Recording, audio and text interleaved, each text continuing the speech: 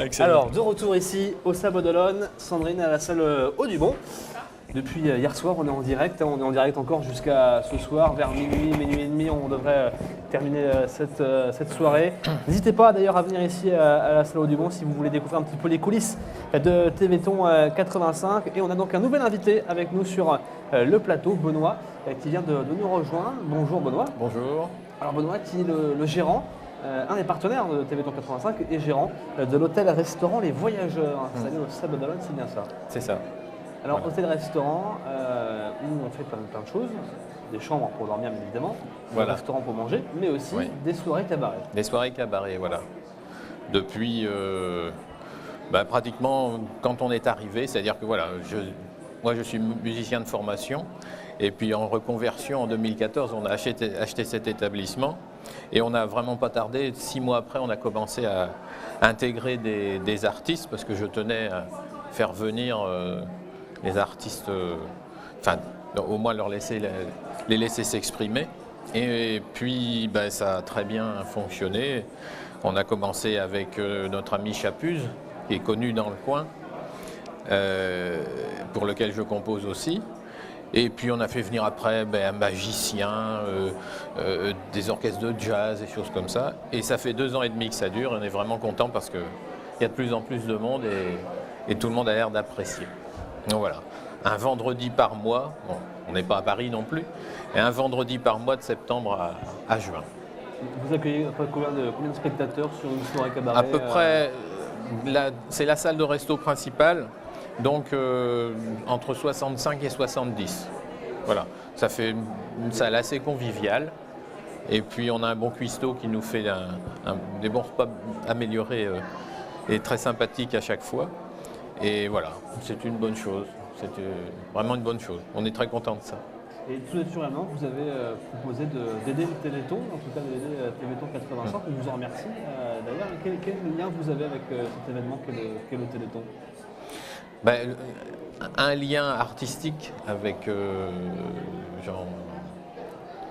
Jean-Marie, parce qu'on a essayé il y a 2 ans, ça ne s'était pas fait. L'année dernière, on avait participé aussi, on avait logé quelqu'un.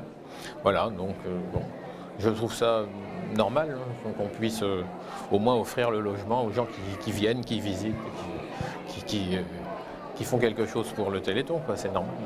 Après, ça se limite à ça, c'est toujours un peu frustrant, on se dit, il n'y a pas grand-chose, est-ce que ça paraît vraiment? Voilà, mais bon, chacun apporte sa petite pierre à l'édifice, quoi. Et chaque petite pierre est importante, Ouais, c'est ce qui permet de faire vivre ce Téléthon. Ouais. Vous parlez de la composition, vous composez pour Chapuz, vous êtes aussi compositeur. Oui. Depuis combien de temps vous composez? Voilà, ça fait très longtemps, là, je dois être à la SACEM depuis une trentaine d'années. Donc voilà, c'est vrai que depuis l'hôtel, la composition était mise un petit peu de côté. C'est aussi pour ça que j'ai voulu cette parenthèse plus près des artistes, pour essayer de garder quand même un lien avec le côté artistique. Mais la composition, elle était surtout tournée vers de la chanson pop française, avec des paroliers, parce que je ne suis pas parolier. Donc il y a toujours une collaboration avec des auteurs. Et généralement, quand un jeune artiste ou une artiste avait un projet de CD, un projet de disque. Voilà. Et puis après, il y a eu un petit peu aussi de musique de film où j'ai composé pas mal de choses pour la gendarmerie et un peu l'armée de terre. Donc notamment leurs films, les musiques de vidéo. Voilà. Vous avez composé, je crois, aussi des musiques pour Michel Vrignot. Oui, j'ai croisé Michel tout à l'heure, effectivement, on s'est rappelé un bon souvenir. Il y a eu un film qui participait à un concours dans sa matière et j'ai signé la musique de cette vidéo. Ouais. Caïmanas, c'était un film avec les tortues au Caïman, etc. C'était sympa. Je pense qu'il y a une différence quand on compose la musique pour un spectacle comme celui de Chapuz ou avec des paroliers, à composer la musique d'un film. On travaille différemment. Quelle est la différence entre les deux? La différence fondamentale, elle est que pour Chapuz, généralement pour Chapuz, il s'agit d'une chanson phare Il y a 3 ans, on a sorti le Tamalou. Donc bon, c'est comique évidemment à chaque fois. Donc on a des paroles et puis on trouve un air dessus, on compose une véritable chanson. Le film c'est différent parce qu'il faut quand même suivre le rythme du film et en fait on fait, si je me souviens bien, parler du film de Michel, je pense que j'avais dans 20 minutes de film 7 ou 8 thèmes différents, quoi. Donc voilà, le travail est à l'image, le travail est plus autour de l'image, c'est évident. Alors, sur une musique de film, il y a la composition, mais il y a l'interprétation aussi. Comment vous avez travaillé? Qui a fait l'interprétation, par exemple, pour le film de Michel Benu?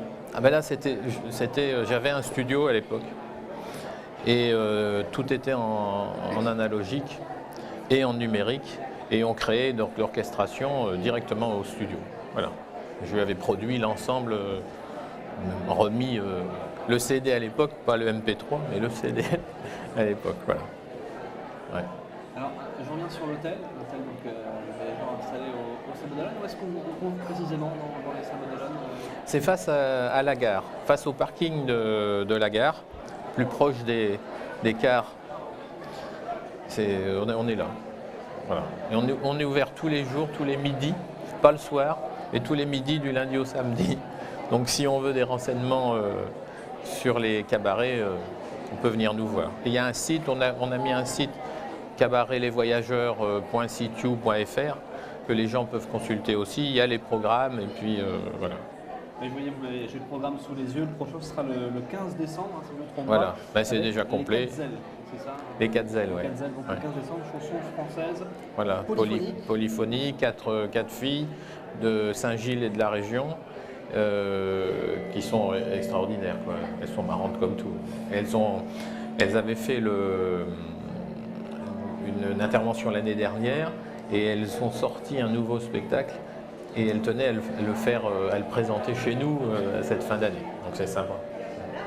Écoutez Benoît, merci beaucoup d'avoir été. Ben, je vous en prie, merci à vous. L'hôtel Restaurant Les Voyageurs, partenaire du Téléthon 85, et également compositeur. Merci beaucoup d'avoir passé un petit moment ici. Rendez-vous l'année prochaine, je pense que vous serez encore si on est là, c'est bon.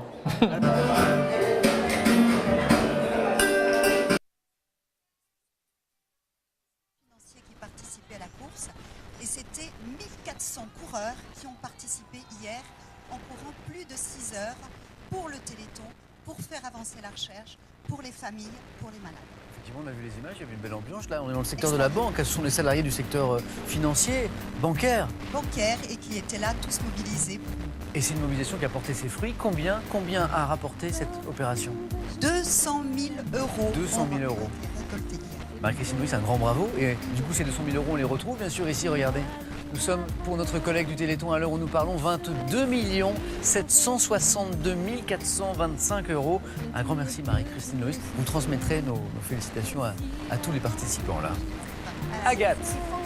Augmente encore parce que c'est vrai que ça améliore aussi le quotidien des malades. Alors Emma, toi t'es pas venue toute seule, t'es venue avec ton copain Lasso, qui est ton chien, qui est ici. Alors, en fait en 2012, c'était 1 an avant que tu sois ambassadrice, tu as participé, tu as assisté à une émission au Cirque d'hiver dans le cadre du Téléthon. Et c'est à cette occasion que tu as découvert ces chiens qui accompagnent les personnes malades. Il y a quelques images de ce jour donc au Cirque d'hiver. Est-ce que c'est à ce moment-là, c'est ce jour-là que tu as eu envie d'avoir un chien pour toi? Quand j'ai vu tous les chiens qui étaient là-haut, déjà j'aimais beaucoup les chiens et j'en voulais un parce que j'ai vu qu'ils apportaient les choses, qu'ils aidaient les gens comme moi. Et tout de suite, je suis tombée amoureuse de ces chiens-là. C'était le coup de foudre avec Lasso. Et justement, à propos de coup de foudre, on va regarder maintenant les images, le film de la rencontre entre Emma et Lasso. Alors je vous préviens, c'est émotion garantie.